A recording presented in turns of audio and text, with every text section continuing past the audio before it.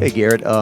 Coach talked about at the beginning of the season, all the games were exciting, but things kind of go up another notch this week. Ole Miss, night game, packed crowd, all that. How do you feel going into a game like this? I mean, obviously, it's an exciting matchup. Ole Miss is a very good football team. But I think, we're focused on ourselves and, just executing and, just not worrying about the small things and just focusing on, that it's another football game. Can't get lost in the hype. You can't get lost in all the extracurriculars. At the end of the day, it's a football game on our schedule. And, we're going to have to execute. And obviously, just like any other game, we want to win. So. I know you didn't play last year, but a lot of your teammates remember that loss. Your coaches talked about what it cost you in terms of maybe a playoff berth and everything. I mean, a lot of times teams say we don't have revenge on our mind, but do you remember last year's game in terms of playing this one? Yeah, I mean, I think it goes into this is a new team, right? This is a new situation, a new season. Everything's different. So, like I said before, I think we've done a good job, thus far of not focusing on who we're playing and, thinking about it as like a faceless opponent. I go back to thinking about like high school and you play high school rivalries and thinking about playing a faceless opponent, and things like that. So I think that's kind of the mindset we've taken, and I think hopefully it'll pay off.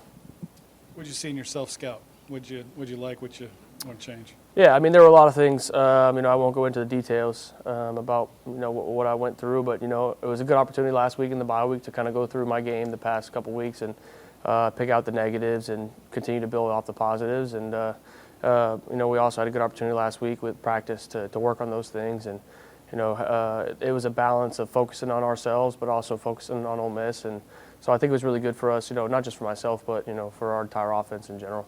How important are all open dates to kind of hitting the reset button and getting back to some of those fundamental things? Yeah, I mean, they're awesome. They help a lot just as far as going through, like I said, picking out different things and working on fixing them. And, we were lucky to play 4 or 5 games or whatever it was before the bye. So, we also played, I don't know, was it 3, actual Power 5 opponents. So, we played real football games. We didn't, play a bunch of group of 5s and things like that. We had to play the SC and UCLA and South Carolina. We actually were blessed to have a conference game actually before the bye. So, we got a lot on tape, a lot of opportunities to look at what we needed to build on. And so I think it was really good for us.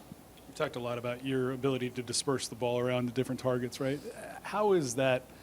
Are you cognizant of like when guys need a touch or, to kind of keep them involved, or is it really just whatever you're getting in the headset you're kind of trying to take to the field? Yeah, no, I mean, I just try to do my job, just execute the read, execute the play, going through the reads and just giving the ball where it's supposed to go. I don't necessarily focus on, who's where. But, obviously when we have one-on-one opportunities, you give guys a chance to make plays and things like that. But as far as, spreading the ball out, I would say it's more of a focus on just, executing the play that it's called schematically. You got some extra time to watch film on Ole Miss. What do you see from them? Yeah, I mean, obviously they're a very good football team, and they're going to challenge us, and it's going to be awesome. Games like this excite me, getting an opportunity to play against a really good football team. And so, like I said, I'm excited. I think we've worked really hard at the details and focusing on the right things, and so hopefully it'll pay off. Speaking of guys that do it the right way, C.J. Daniels has yet to get into the end zone. What kind of teammate has he been? Because I'm sure it would be easy for him to, pout or complain, right? But it doesn't seem like he's that kind of guy. Yeah, he's a pro. He approaches every single day like a pro. Never once complains about that, and he's obviously shown what he can do with the ball in his hands, and, he's made plays, and it just happens to be that it hasn't been in the end zone yet, but, it'll come, because, he has an approach that is elite, and he establishes, a work ethic every single day, like I said, just like a pro, and so, I know eventually it's going to start, moving forward from him, towards the red zone, so. Specifically, Ole Miss's defense, how much have they improved from last year? Yeah, they're a really good football team. They're very physical up front. They got a pretty good back end. So, I think we'll have to just, focus on doing our jobs and executing. I think that when we do our job and we execute, I think we have a really good football team. And so I think it's exciting to see. We have a really good defense and really good offense. And so, it'll be a good matchup, good test for us, and I'm excited. Having the game at home, this is one of those games where people look at, okay, the crowd could make a difference in a game like this. You think that? Or I think anytime we play at night here, the crowd can make a difference. This is the most electric atmosphere in all of college football. And so, we have the greatest fans in the world. and it definitely helps for us. But also it's our job to give them something to cheer about. So it's our job to set the tone and get that stadium going. And we know if we can do a good job of making plays and getting that stadium excited, that they're going to make enough noise to have an impact as well. I'm thinking with this defense, protection will obviously be important with the backs and the tight ends. So is communication become even more of a focal point in a game like this? Yeah, I think communication is huge to any game. Just focusing on making sure we're ID'd right and sliding to the right people. And yeah, they're very good up front. And so, that's definitely been a focus of communicating and making sure we're IDing things the right way. But it's just the same as any week. So. Does anybody have I don't want to hog it. Does Joe script plays for you?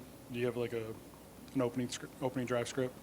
Yeah, every coach, I would say, has an opening script going into a football game. So. Do you like working off of this script? Obviously you have input into the script. I'm just wondering, you seem a little bit more freelance than some guys that, you're kind of more aware of what they're trying to do to you. Do you feel like I'm just as good on script as off script? Yeah, I don't think it matters. I think Coach Sloan's really good with his ability to see something when we're in our opening script and come out of it and come off of it to attack something else. And so, I have no preference whether it's on the script or off the script. I think we do a good job in practice of repping everything through versus different looks. And so, going into the game, I feel fully prepared. And I think the coaches do a really good job of that, not just with me, but with all the positions up front and even the guys outside. So, I wouldn't say there's a preference there, and I think Coach Sloan does a really good job on that.